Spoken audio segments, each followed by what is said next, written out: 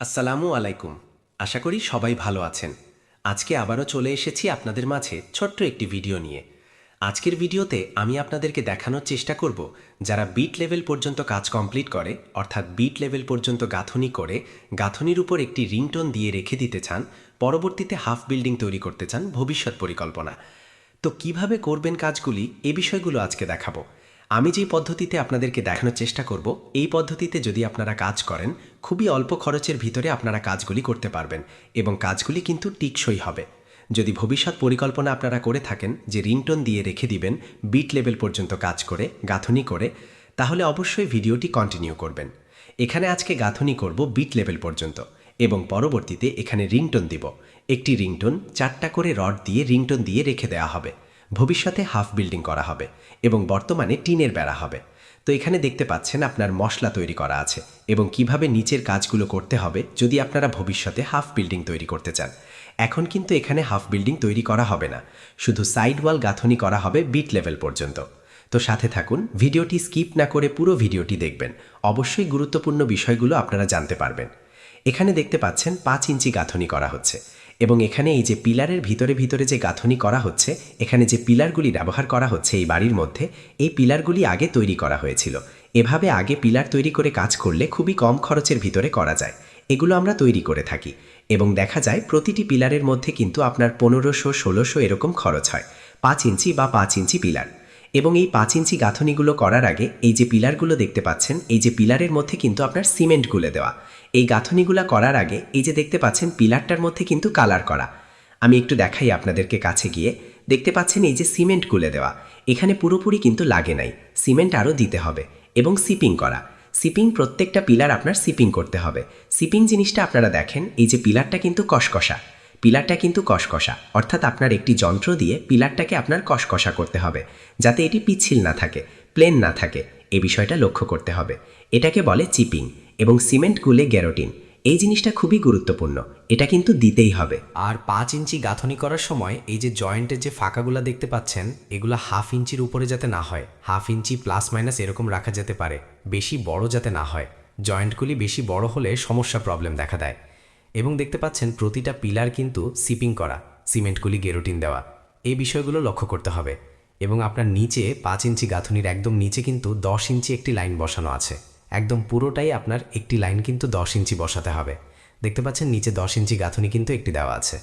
এবং যে মশলাটা বিছানো হবে, এই বিছানো মশলাটাও যেন হাফ ইঞ্চির উপরে না হয়, এই বিষয়টাও কিন্তু আপনাদের লক্ষ্য করতে হবে কাজ করার সময়। আর গাঁথনি কমপ্লিট করার পরেও কিন্তু এখানে কিছু গুরুত্বপূর্ণ কাজ থাকে, এই গুরুত্বপূর্ণ কাজগুলো আপনাদেরকে দেখাবো। এখানে আমি গাঁথনি কমপ্লিট করে নিয়েছি চতুর্দিকে বিট লেভেল পর্যন্ত। এখন চতুর্দিকে বিট লেভেল পর্যন্ত গাঁথনি কমপ্লিট করার পরে যে গুরুত্বপূর্ণ কাজটা আপনাদের করতে হবে, সেই বিষয়টা এখন আপনাদেরকে দেখাবো। আপনারা সাথে থাকুন, ভিডিওটি এখন স্কিপ করবেন না। আমি দেখেছি অনেকেই গাঁথনি করার সময় যে বিষয়গুলো লক্ষ্য করে না। এই যে পিলারটা দেখতে পাচ্ছেন, পিলারের বাহির সাইডে দেখেন আমি কিন্তু মশলা দিয়ে কিন্তু আমি পিলারের সাইডের জয়েন্টগুলো আমি দিয়ে দিছি ভালোভাবে, ভালোভাবে প্লাস্টারের মতন দিয়ে দিছি। ভিতরে বাহিরে আপনাদেরকে একটু দেখানোর চেষ্টা করতেছি। এবং ভিতরে যে সাইডটি আছে, ভিতর সাইডে কিন্তু মাটি ভরাট করা হবে, যার কারণে ভিতরে যে সাইডটা যেটি মাটির নিচে যে অংশটুকু চলে যাবে, পুরোটা আপনার এভাবে মশলা দিয়ে কিন্তু লাগিয়ে দিতে হবে, অর্থাৎ একটি প্লাস্টারের মতো করে দিতে হবে। ফিনিশিং করার দরকার নেই, কিন্তু মশলা লাগিয়ে দিতে হবে যাতে আপনার ভিতরের যে গাঁথনিটা, ভিতরের সাইডটা যদি এভাবে মশলা লাগানো হয় যেগুলো মাটির নিচে চলে যাবে, এটি কিন্তু অনেকটা শক্তপোক্ত থাকবে। এটা অনেকে কিন্তু করে না এই কাজগুলা। এবং পিলারের সাইডগুলো কিন্তু অবশ্যই আপনার লক্ষ্য করতে হবে। দেখতে পাচ্ছেন এখানে কিন্তু মশলা লাগানো হচ্ছে, বেশি মোটা করে লাগানোর দরকার নেই, পাতলা করে লাগালেই কিন্তু হবে। পাতলা করে লাগালে কিন্তু এটা শক্তপোক্ত বেশি হয়, মোটা দিলে যে শক্ত হবে বিষয়টা কিন্তু এরকম নয়, পাতলা করে লাগালেই কিন্তু হবে। এছাড়া আপনার দেখা যায় বেশি মোটা করলেও কিন্তু আরও প্রবলেম, দুর্বল হয়ে যায়। পাতলা করে জয়েন্টগুলো মেরে দিলেই হবে, যাতে ইটটা নষ্ট না হয়, ভালো থাকে, শক্তপোক্ত থাকে। এবং এখানে বিট লেভেল পর্যন্ত কাজ কমপ্লিট হয়ে গেছে এবং এটির উপরে চতুর্দিকে রিংটোন দেওয়া হবে, ভিতরেও রিংটোন দেওয়া হবে। 4টি করে রড দিয়ে এই পিলারগুলা ভেঙে রিংটোন দেওয়া হবে। কিভাবে দেই পরবর্তীতে কাজগুলি দেখাবো। আর এভাবে যদি করা হয় তাহলে দেখা যায় আপনার ভবিষ্যতে কিন্তু এটির উপর থেকে হাফ বিল্ডিং তৈরি করা যাবে, খুবই অল্প খরচে কিন্তু এভাবে হয়। আর এই যে নিচে যে একটি 10 ইঞ্চি লাইন দেখতে পাচ্ছেন বসানো হয়েছে, এই 10 ইঞ্চি ইটের গাঁথনিটি কিন্তু বেশি নিচে কিন্তু দেওয়া হয় না। এটা অনেকেই ভাবেন হয়তো যে বেশি গভীর থেকে তুললেই শক্ত হয়, অনেকেই এটা ভাবেন।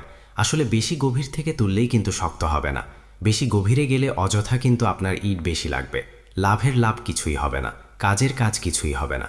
এটি আপনার দেখা যায় মোটামুটি 10 ইঞ্চি ইটটি 10 ইঞ্চি গাইটি যাতে মাটির নিচে থাকে এরকমভাবে দেখে দিলেই কিন্তু আপনার হয়ে যাবে। এবং পরবর্তীতে রিংটোন দিলে কিন্তু সম্পূর্ণ লোড কিন্তু রিংটোনের উপরে কিন্তু থাকবে। দেখতে পাচ্ছেন আপনার চতুর্দিকেই ভিতর সাইডে কিন্তু মশলা লাগানো হয়ে গেছে, সাপলা দেওয়া হয়েছে। আমরা যেটাকে বলি সাপলা, মশলা তৈরি করে তারপরে ভিতর সাইডে আমরা লাগিয়ে দেই। এটি অনেকেই লাগায় না। দেখতে পাচ্ছেন চতুর্দিকে আমি আপনাদেরকে দেখানোর চেষ্টা করতেছি। এবং এখানে মাটি ভরাট করা হবে। মাটি ভরাট করার পরে চতুর্দিকেই আপনার যেদিক দিয়ে পিলার আছে এদিক দিয়ে আমরা রিংটোন টানানো শুরু করব। তো আপনাদেরকে আসলে এখানে যদি আপনারা এভাবে কাজ করতে চান, পরবর্তীতে আপনারা হাফ বিল্ডিং তৈরি করতে চান, আপনারা কিন্তু এভাবেই করবেন গাঁথনিগুলা। একটি লাইন নিচে 10 ইঞ্চি দিয়ে তারপরে দেখা যায় আপনার উপরে একটি রিংটোন যদি দেওয়া হয়, এক্ষেত্রে আপনারা এই রিংটোনটির উপর থেকে পরবর্তীতে করা যাবে।